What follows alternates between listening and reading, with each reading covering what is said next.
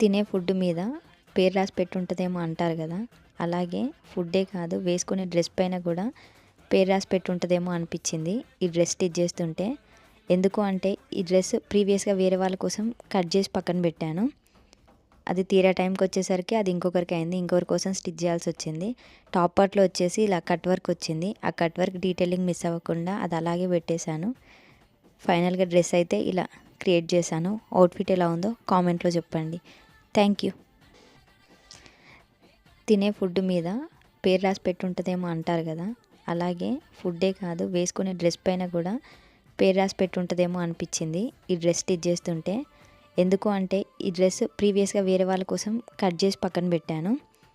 అది తీరా టైంకి వచ్చేసరికి అది ఇంకొకరికి అయింది, ఇంకొకరి కోసం స్టిచ్ చేయాల్సి వచ్చింది. టాప్ పార్ట్లో వచ్చేసి ఇలా కట్ వర్క్ వచ్చింది. ఆ కట్ వర్క్ డీటెయిలింగ్ మిస్ అవ్వకుండా అది అలాగే పెట్టేశాను. ఫైనల్గా డ్రెస్ అయితే ఇలా క్రియేట్ చేశాను. అవుట్ఫిట్ ఎలా ఉందో కామెంట్లో చెప్పండి. Thank you.